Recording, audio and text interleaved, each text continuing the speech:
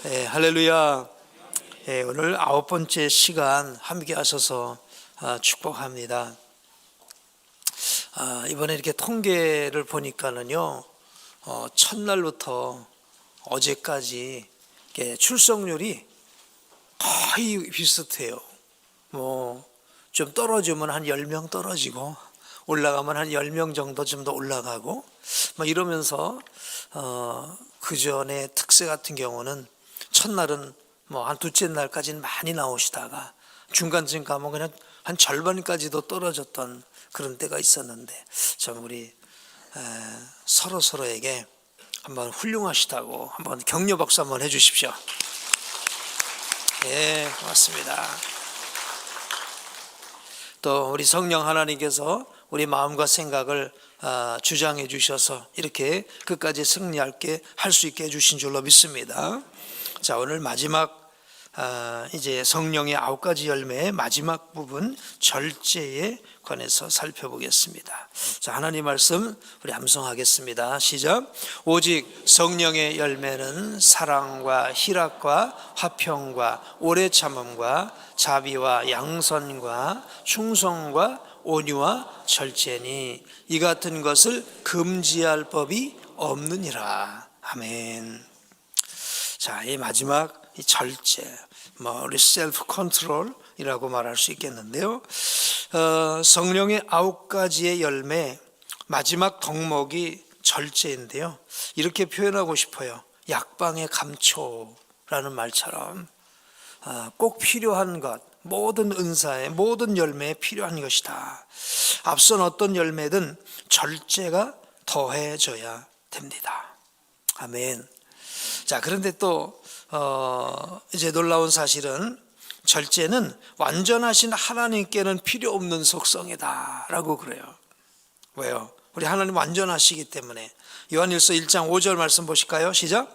하나님은 빛이시라 그에게는 어두움이 조금도 없으시다 라고 말씀해요. 그러니까 하나님은 악에게 유혹을 받지도 않으시고 또 악에게 어떤 시험을 당하지도 않으시기 때문에 그런 의미에서 절제는 하나님에게는 필요가 없는 것이죠. 이미 완벽한 절제의 길을 이제 이루시는 그런 하나님이시기 때문에 그런 줄로 믿습니다. 그러나 절제는 오늘 우리에게는요, 모든 요소에서 어떤 부분에서든지 절제는 우리에게 필요하다고 봅니다. 절제는 욕망을 제어하는 능력입니다. 허물투성이 인간에게는 모든 것에 절제가 필요합니다. 우리가 성령의 9가지 열매, 우리 앞부분 8가지 열매를 나눴습니다만 성령의 첫 번째 열매가 사랑의 열매 아니겠습니까? 이 사랑의 열매도요, 절제가 필요한 거예요. 선을 넘어버리면 방탕이 될 수가 있겠고요. 그리고 방종이 될 수 있겠고요. 그리고 정말 따끔한 채찍을 가해야 될 때에 사랑을 가하게 되게 되면 바른 훈육이 되지 못하고 또 양육이 되지 못하는 것이죠.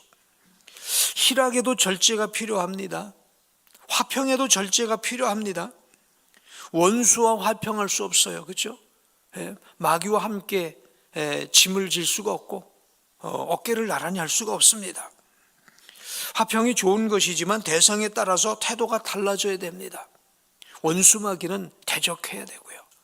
하나님께는 순복해야 될 줄로 믿습니다. 이처럼 모든 부분에서 사람에게 절제가 필요합니다. 자, 이런 의미에서 절제에 가장 근접한 열매가 있다면 뭐라고요? 온유예요. 강력한 열정을 갖고 있으면서도 자신을 제어할 수 있는 것, 즉 공격성을 드러내지 않는 거예요. 막 분노가 올라오는데 막 한마디 정지하고 싶은데 그런데 절제하는 능력인 것이죠. 자, 오늘 여기 그런 얘기를 했습니다마는 저쪽에 약간 비탈길입니다. 제일 무거운 트럭이 25톤 트럭인가요? 우리나라에서 현재 25톤 트럭이 짐을 가득 싣고 100km로 달려 내려옵니다. 얼마나 끔찍합니까? 그런데 그 트럭에도 완벽한 브레이크 시스템이 작동하고 있다고 한다면요, 100km를 달려도 또 예를 들면 비탈길에서 내려와도 문제가 없어요. 근데 그 시스템에 조금이라도 문제가 있다고 한다면, 만약 브레이크가 파열이 됐다라든지 문제가 된다면 뭐 상상할 수 없는 심각한 문제가 있겠죠. 이렇게 조절할 수 있다는 것, 컨트롤할 수 있다는 건 너무 중요합니다.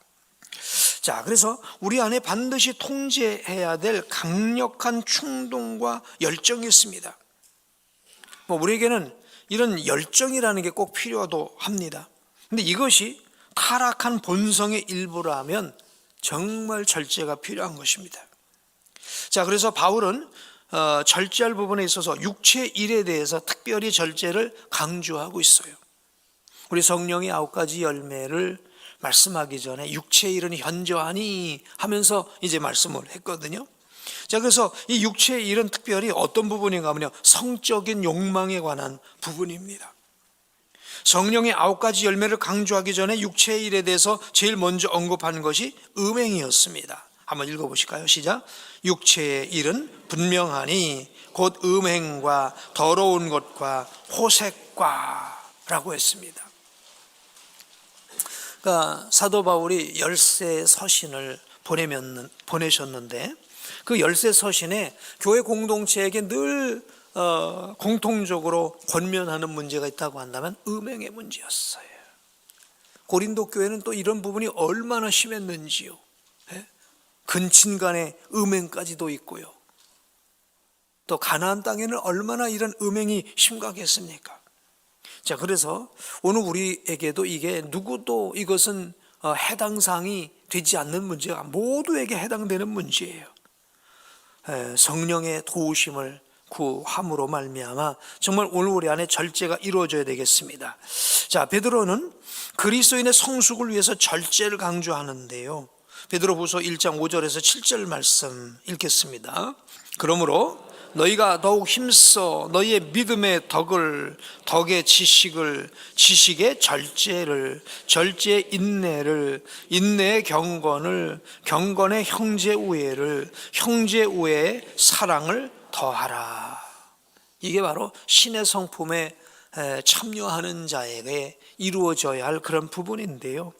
절제가 필요하다는 것입니다. 잠언서에 보면, 전도서에 있는가요?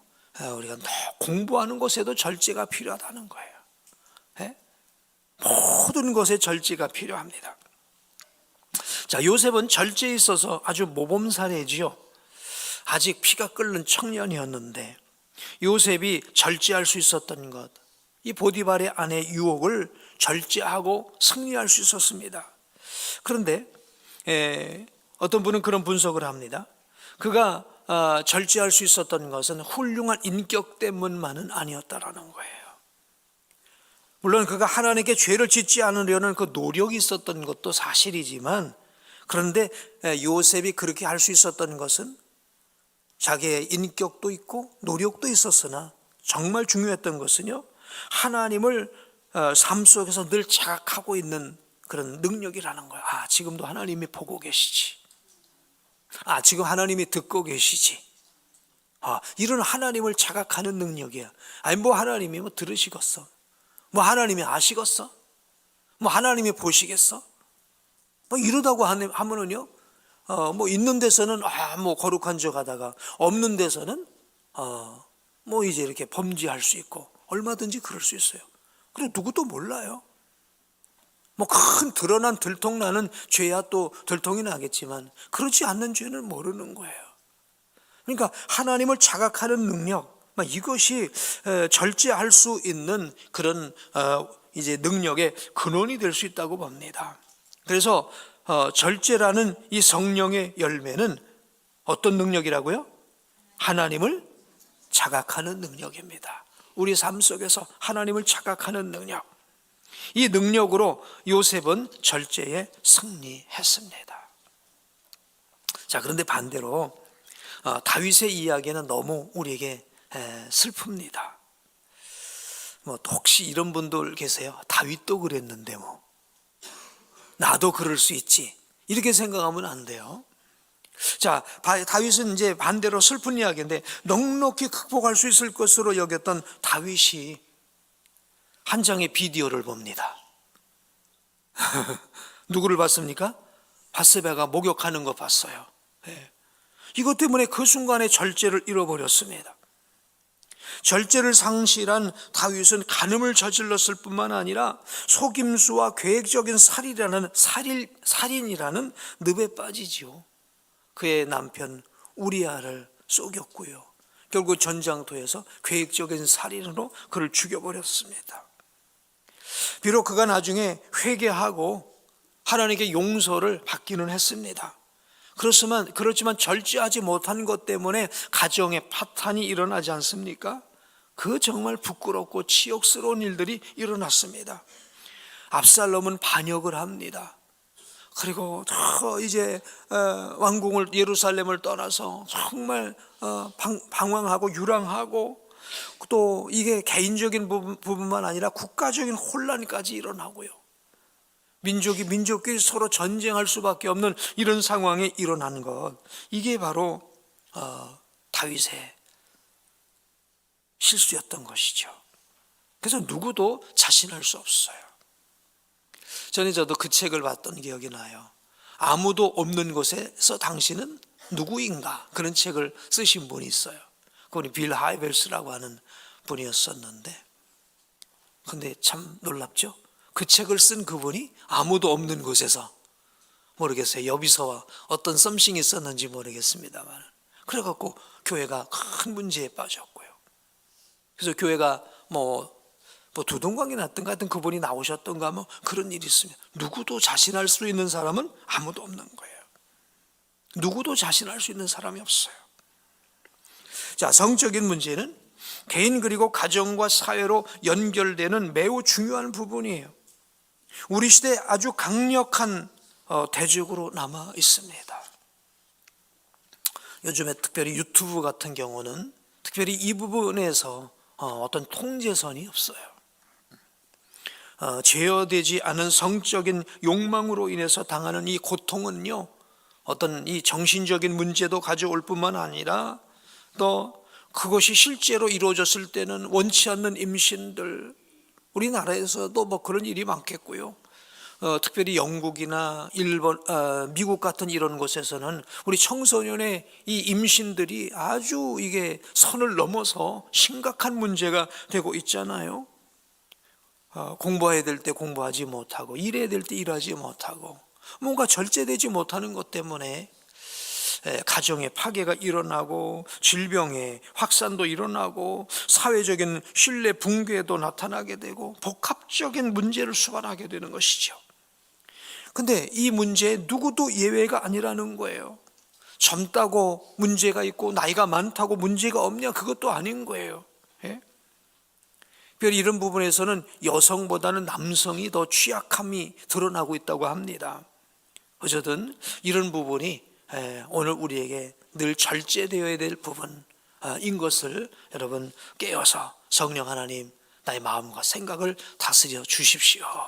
나의 보는 눈을 다스려 주십시오. 우리 주일학교 때 그랬잖아요. 너의 보는 것을 조심해. 우리의 보는 것 조심해야 될 줄로 믿습니다. 절제해야 될 부분에 있어서는요, 식욕도 있어요. 절제되지 않은 이 식탐이 정말, 또 이 시대에는요, 특별히 우리나라처럼 먹을거리가 너무 많은 이런 나라에서 그냥 하나만 누르기만 하면 배달이 오는 이런 나라에서 정말 우리가 조심해야 될 게 식탐입니다. 질투심과 시기심을 절제하지 못함으로 관계가 깨어집니다. 시기심, 이것도 절제해야 될 부분입니다. 그런데 그 무엇보다도 뭐를 절제해야 됩니까? 혀를 절제해야 돼요. 통제되지 않은 혀가 공동체 안에서 얼마나 큰 문제를 만들어내는지 잘 우리는 알고 있습니다. 참을 인자 3개면 무엇도 면한다고 그러죠? 참을 인자. 요거 3개면은요, 칼에다가 칼도자예요. 그죠? 칼도자 3개가 참을 인자입니다. 이거 3개면 살인도 면하는 거예요. 자, 그래서 이렇게 우리의 절제라고 하는 것은 너무 필요한데, 정말 내 생각에 있다고, 내 어떤 감정이 있다고 막 그것을 즉시 혀로다 말로 발설을 하게 되면 이로 인해서 나타나는 문제, 다른 것은 뭐 쓸어 담을 수라도 있지만 엎어진 물은 쓸어 담을 수도 없는 것이에요. 누구도 혀에는 완전할 수가 없습니다. 통제되지 않는 혀가 공동체 안에서 너무 큰 문제를 만들어내고, 혀는 모든 관계 질서를 세우는, 그래서 무슨 역할이요? 천병 역할을 합니다. 그러므로 혀의 사용에서 절제는 너무 필요한 덕목입니다. 야고보서 3장 3절에서 4절 그리고 6절 한번 우리 천천히 한번 읽어보겠습니다. 시작. 우리가 말들의 입에 재갈 물리는 것은 우리에게 순종하게 하려고 그 온몸을 제어하는 것이라. 또 배를 보라. 그렇게 크고 광풍에 밀려가는 것들을 지극히 작은 키로 사공의 뜻대로 운행하나니, 이와 같이 혀도 작은 지체로 돼 큰 것을 자랑하도다. 혀는 불이요 불의의 세계라. 혀는 우리의 지체 중에서 온몸을 더럽히고 삶의 수레를 바퀴를 불사르느니라. 그 사르는 것이 지옥불에서 나느니라.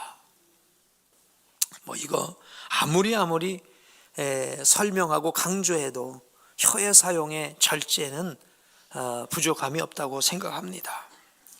혀는 혀는 의사소통의 강력한 수단이죠. 그렇기 때문에 성령의 열매인 절제는 실천해야 될 아주 중요한 열매인 줄로 믿습니다. 또 뭐 혀를 통해서 또 어떤 것도 나타납니까? 분노도 나타나잖아요.